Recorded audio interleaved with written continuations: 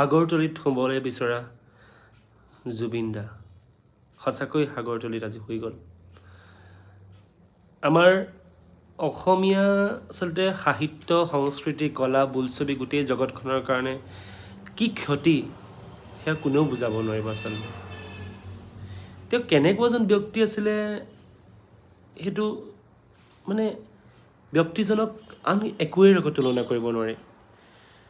ইমান এজন বহল অন্তৰৰ ব্যক্তি আছিলে তেখেত, আৰু সেই তেনেকুৱা এজন বহল অন্তৰৰ ব্যক্তি হয়তো দ্বিতীয়জন ব্যক্তি আৰু আমাৰ মাজত আমি নাপাম। তেনেকুৱা এজন ব্যক্তি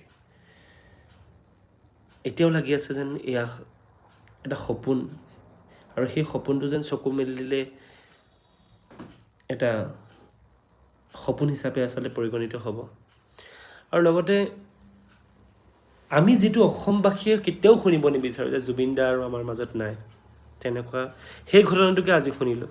আৰু বিশ্বাস কিমান কৰিম সেই কথাষাৰ মানে আচলতে শব্দবিহীন হৈ গৈছে আচলতে এনেকুৱা এটা মুহূৰ্তত। আমি প্ৰত্যেকেই, আৰু তেখেতৰ আত্মাৰ সদগতি নহয়, তেখেতৰ সেই চিৰসেউজীয়া এভাৰগ্ৰীণ যিবিলাক চং সদায় আমাৰ মাজত থাকিব আৰু আমি সদায়ে শুনিম। আৰু যিমানেই গান আহি নাথাকক, যিমানেই নতুন প্ৰজন্মৰ ছিংগাৰে যিমানেই গান গাওক, বা তেখেতৰ গানবিলাক কেৱল আমাৰ প্ৰজন্ম বুলি নহয়, অহা প্ৰত্যেকটো প্ৰজন্মই ভাল পাব আৰু আমি জীয়াই ৰাখিবলৈ চেষ্টা কৰিম।